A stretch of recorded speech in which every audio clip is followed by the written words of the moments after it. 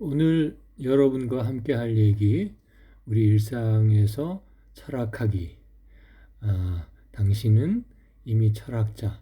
그럼 저는요, 당당하게 이 세상을 살아내고 있는 멋진 철학자. 오늘 주제는 왜 카인은 자기 친동생 아벨을 죽였을까?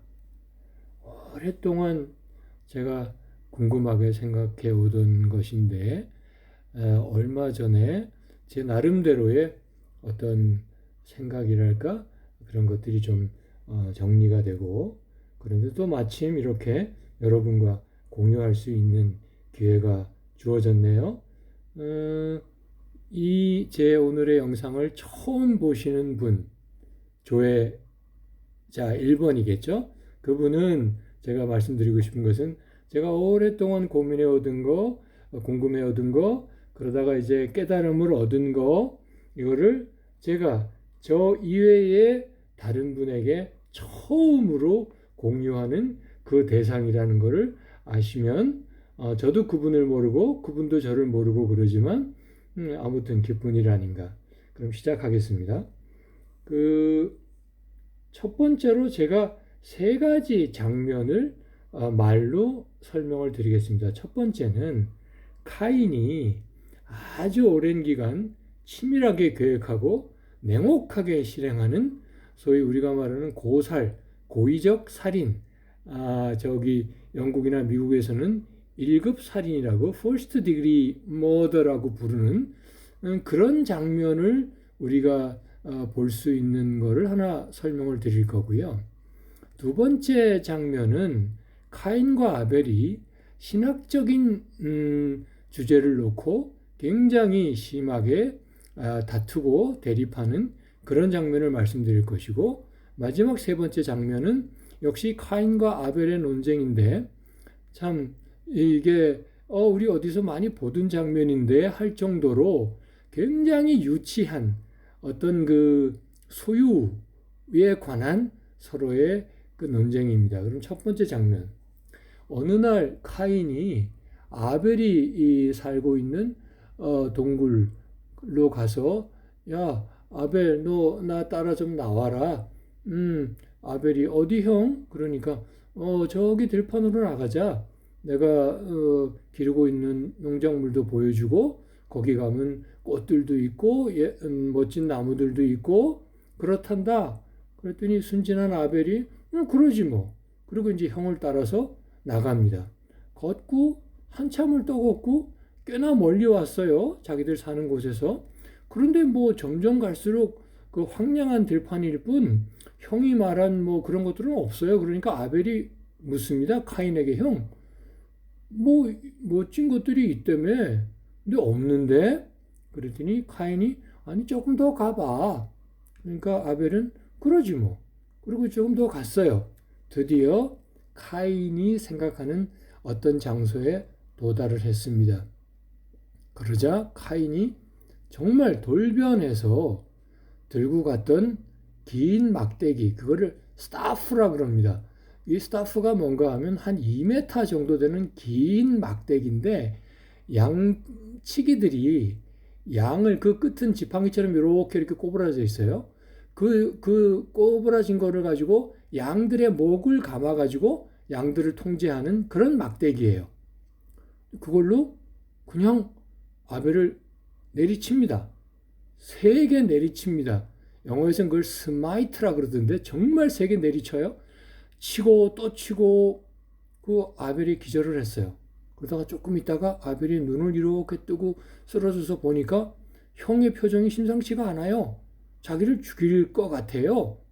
그러니까 아벨이 이렇게 애원합니다. 형, 나에게 자비를 좀 베풀어줘.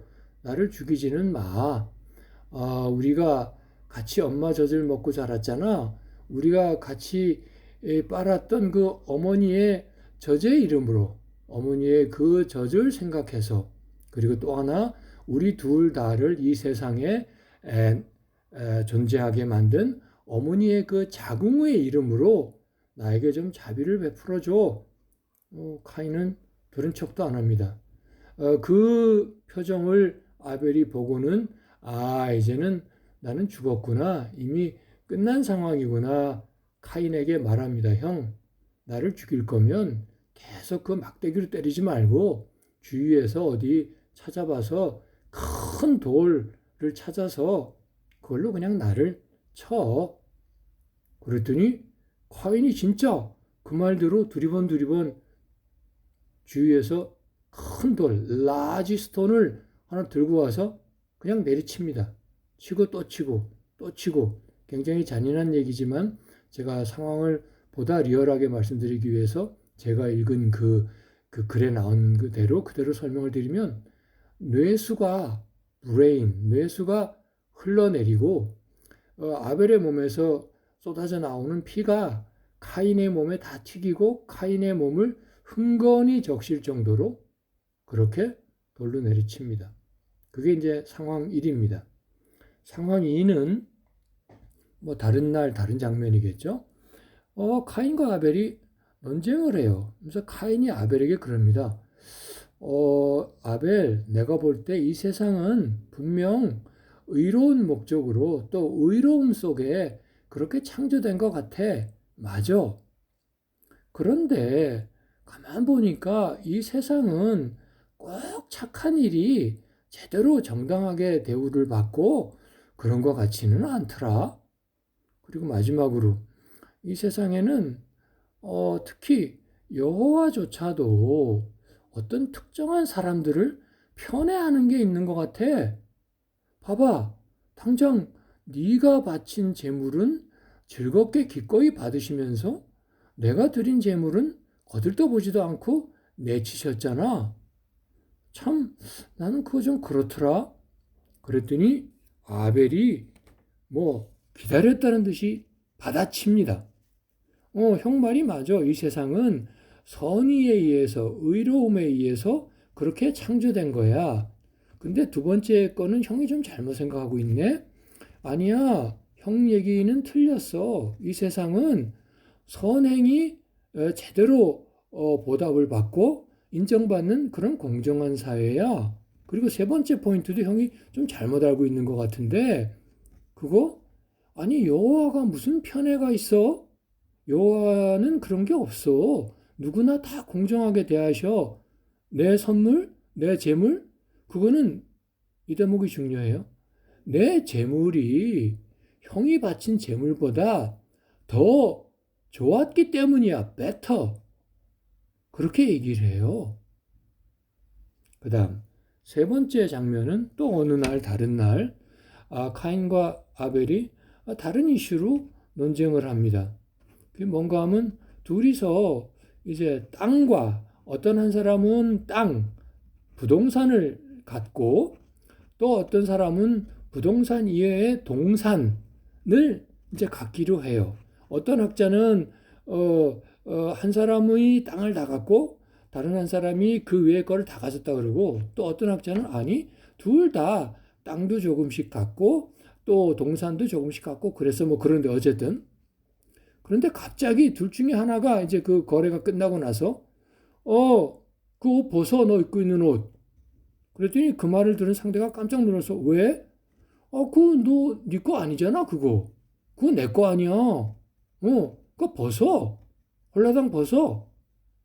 그랬더니 옷을 벗어 집어 던지면서 그 상대가 그래요.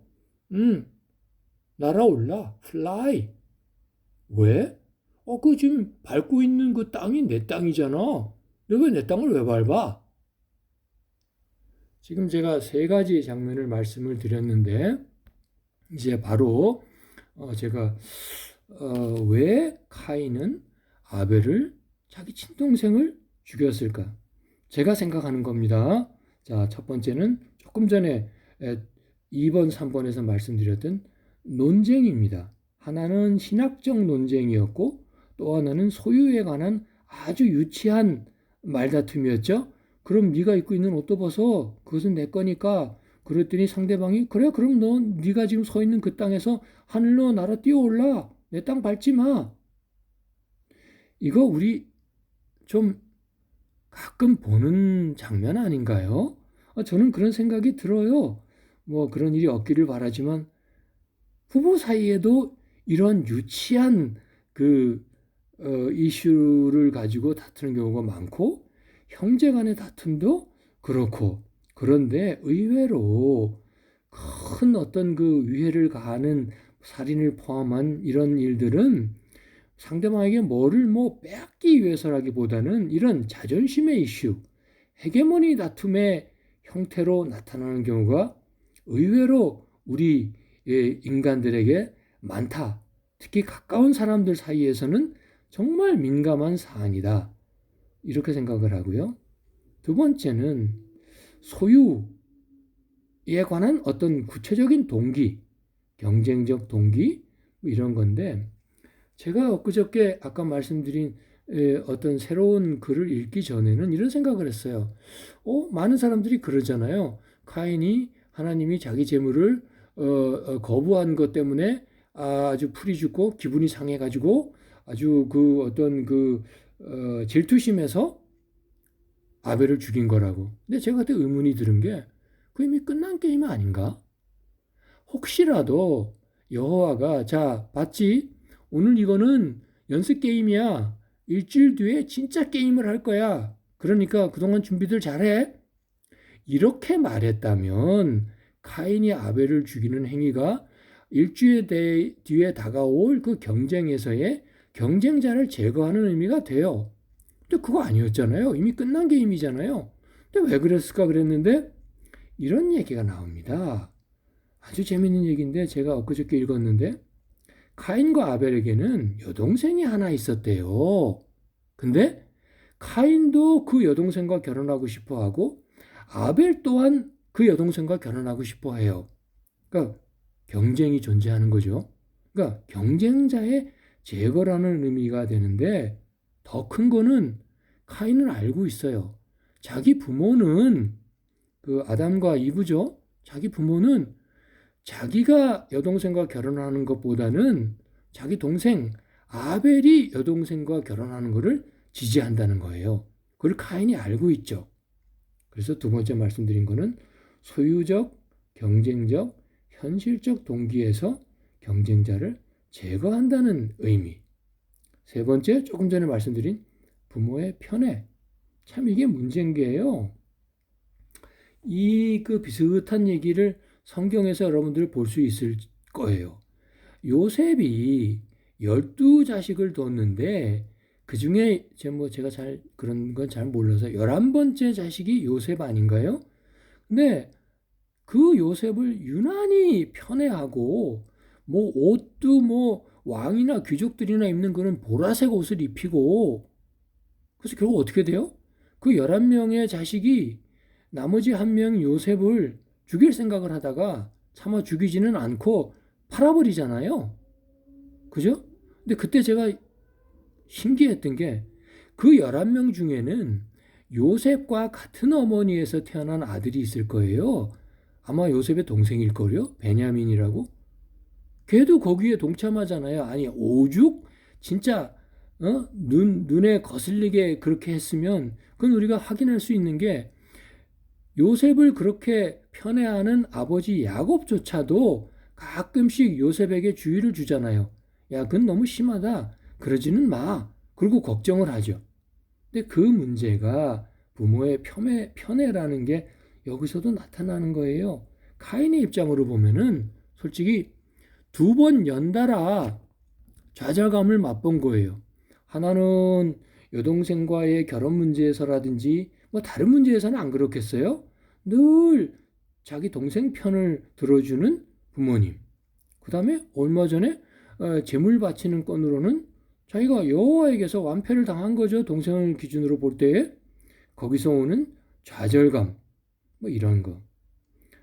이제 이어지는 게 우리가 일반적으로 말하는 질투심, 패배감 뭐 이런 거죠. 그 다음에 다섯 번째로 보면 사탄의 부추김 이런 게 나와요. 이게 또 뭔 얘기인가? 제가 어디 읽어보니까 어느 유명한 성경학자가 옛날 그 히브리어로 쓰인 고전을 인용하면서 이거는 그 사람 머리에서 나온 건 아니에요. 이제 사탄이 가만 내려다 보니까 그 카인이 아벨과의 그거에서 이제 완패를 하고 풀이 주고 있어요. 그랬더니 이때다 싶어가지고 사탄이 그 카인의 모습과 아벨의 모습으로 이렇게 등장을 해요. 근데 저쪽에 카인이 있어요. 그랬더니 카인의 모습으로 등장한 사탄이 갑자기 투명한 돌칼, 그게 그 스톤 소드라고 나오던데 돌칼을 집어들어 가지고 그 아벨의 모습을 하고 있는 사탄의 목을 그어버려요.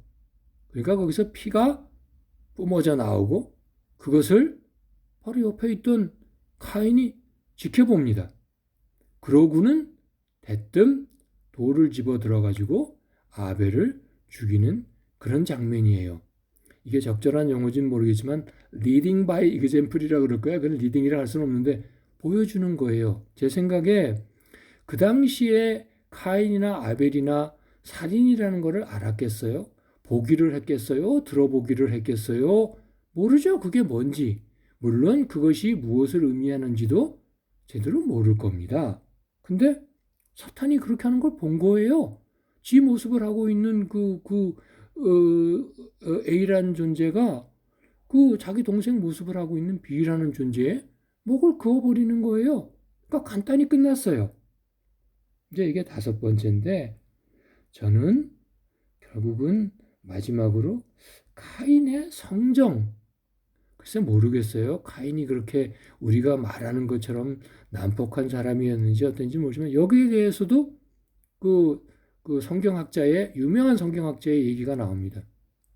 이런 일이 있었대요. 카인이 태어나자마자 그 장막 안에서 그 자기 옆에 있던 그 풀들을 손으로 그 작은 손으로 그냥 다 쥐어 뽑아 버린다는 거예요. 버리더라는 거예요. 그래서 그것을 지켜본 유모가 얘는 어떤 생산이나 창조나 그런 존재가 아니라 파괴의 존재구나. 얘는 어떤 이 세상의 달콤함이나 기쁨을 가져오는 그런 존재가 아니라 씁쓸함과 쓰라림, 비터니스라고 나오던데 그거를 가져오는 존재구나. 참 이게 걱정된다. 이런 얘기가 나와요. 그래서 이런 얘기를 들었는데 또 말씀을 드렸는데 또 말씀드리지만 이거는 그냥 제 생각인 거예요. 그리고 또 혹시라도 노파심에 제가 이런 얘기를 드리는 거는 어느 누구를 공격하거나 어떤 사상을 폄훼하거나 그런 거 절대 아닙니다. 좀 그런 정도의 지식도 없고 그럴 동기도 없고 그냥 제가 궁금한 거 어떤 분은 그러시더라고요. 이 이슈에 대해서 그런 거 묻지 마. 그게 왜 궁금해? 근데 저는 좀 생각을 달리 해요. 궁금한 걸 어떻게 하겠어요? 제가 이걸 궁금하게 여긴다 그래가지고 내가 누구한테 제가 피해를 주는 것도 아니고 그렇습니다. 자, 이 정도로만 말씀을 드리면서 이러면서도 저는 이게 남았네요. 모든 분들이 대부분이 그러잖아요. 가인이 아벨을 죽인 그 발단은 여호와의 그 아벨의 제물을 받아들이고 가인의 제물을 거부한 거에서 시작됐다고. 그래서 그 부분도 제가 좀 생각해 봤어요. 그래서 1번, 그러면 여호와는 왜 그러셨을까? 어떤 분들은 그래요. 아벨이 바친 거는 양이니까 동물성이고 가인이 바친 거는 풀떼기라고. 근데 여호와는 원래 동물성을 좋아하신다고? 말 같지도 않은 얘기잖아요. 여호와가 그런 분이겠어요? 1번은 통과. 2번, 다른 분들은 성서학자들은 그래요. 외국의 유명한 성경학자들은 2번 동물성 식물성 그게 아니고 아벨은 자기 가축 중에서 제일 좋은 걸로 제일 먼저 태어난 걸로 이렇게 해서 바친 거고 그런데 카인은 풀떼기인 게 문제가 아니라 그 중에서 좋은 거를 바치지 않고 시들어버리고 나쁜 거를 바친 거야. 근데 이게 어느 서양의 그림이나 부조 이렇게 조각으로 새긴 거 거기 보면 나타나요. 어느 부조를 하나 보니까 카인이 아주 보기에도 싱싱한 이런 곡식은 옆에다가 살짝 감춰두고 그냥 시들어버린 거를 바치는 거예요. 이제 그게 두 번째. 세 번째는 아니 동물성 식물성도 아니고 시들고 뭐 좋은 거고 그것도 아니고 결국은 그 믿음의 깊이였어. 여호와는 아벨의 신앙심, 그 믿음이 소위 파이어티가 굉장히 신실하고 그렇기 때문에 그 아이의 제물을 받은 것이다. 이것도 그림이나 부조에 나타나는데 그 아벨은 수염도 말끔히 깎고 옷도 단정하게 차려입고 표정으로도 정말 그렇게 신심이 보여요. 근데 반면에 카인은 수염도 덥수룩하고 머리도 그냥 뭐 언제 감았는지 그렇고 옷도 그냥 뭐 굉장히 뭐 아주 그렇고 그리고 표정 자체가 굉장히 뭐라 그럴까 우리가 경건함이랄까 신심이랄까 그런 거는 느껴지질 않아요. 그래서 여호와가 아벨의 제물을 받은 거다. 뭐 이런 얘기가 있어요. 자, 제가 마지막으로 정리를 하면서 이럼에도 불구하고 저는 여전히 세 가지 의문이 제 마음에 남습니다. 그런데 제가 제 나름의 어떤 생각은 있지만 오늘은 그건 말씀드리지는 않을 거예요. 이 의문 첫 번째, 아까도 얼핏 말씀드린 것처럼 하나님은 왜 어느 한쪽의 제물만 받으셨을까? 왜 카인의 것을 드러내놓고 내치셨나? 그것이 가져올 파장이나 카인의 낙담이나 그 행위가 주는 메시지나 이런 걸 모르셨을까? 뭐였을까? 과연 어떤 성서학자가 성경학자가 얘기하는 것처럼 정말 아주 변덕스러운 그런 그 자유의 당신 마음대로의 표현이었을까? 저는 뭐 그렇게 생각하진 않아요. 분명히 뭔가가 있었을 텐데 그게 뭘까? 이것을 통해서 보이려는 메시지나 또 큰 그림이 뭘까? 저는 아까도 말씀드렸지만 제 나름대로의 답은 얻었는데 그 답이라 그래서 죄송합니다만 답이 아니라 제가 생각하는 그거는 얻었는데 여러분과 공유하지는 않겠어요. 오늘은 두 번째, 여호와는 왜 이런 살인 사태를 막으려는 그 아담의 생각을 저지했나? 이 얘기 아세요? 이브가 그 꿈을 꿨는데 어느 날 아벨이 쓰러져서 입에 피를 흘리면서 근데 거기 서 있는 험상궂은 카인이 아벨의 피를 입에 가득 물고 있는 거예요.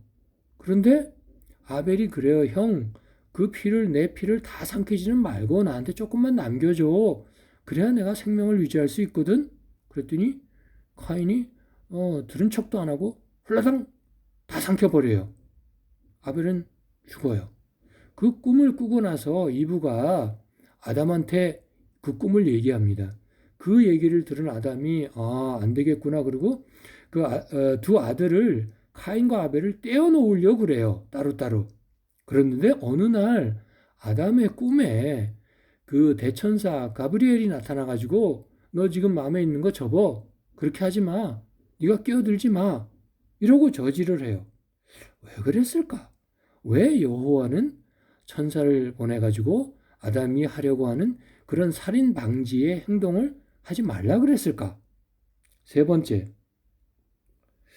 여호와는 살인한 카인의 죽음으로 벌하는 대신에 그에게 보호 표식을 주고 그런 방식으로 동정을 표시했잖아요.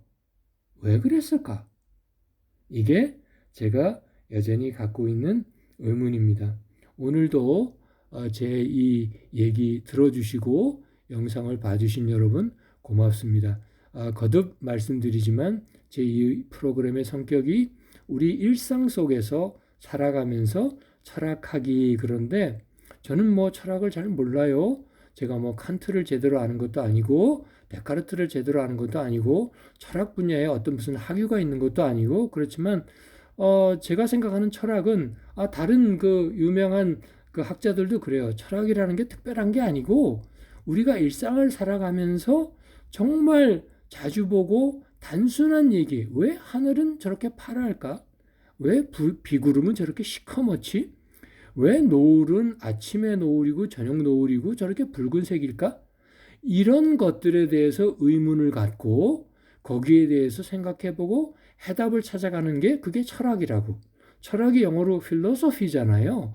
그게 라틴어로 필로스라는 말하고 조피아라는 말이 합쳐진 건데 뒤에 오는 조피아는 지혜 아니면 어떤 새로운 거를 알아가는 거 그게 조피아예요. 앞에 필로스는 그거를 사랑하는 거예요. 그걸 둘 합치면 철학하는 것이라는 것은 어려운 문제가 아니라 그냥 내가 그저 궁금하게 생각한 기본적인 문제들 그런 것들에 대해서 알아가고 그것을 즐기는 행위가 철학이다. 이 필로소피라는 말을 제일 처음 한 사람은 우리가 알고 있는 플라톤이에요. 플라톤이 그렇게 말했거든요. 필로소피라고. 그래서 지혜를 사랑하는 것, 모르는 것을 탐구해서 하나하나 알아가고 그 과정에서 즐거움을 느끼는 것, 그게 철학이라고. 여러분도 철학하시는 거고 저도 철학하는 거죠. 오늘은 여기서 마치겠습니다. 들어주셔서 고맙습니다. 네.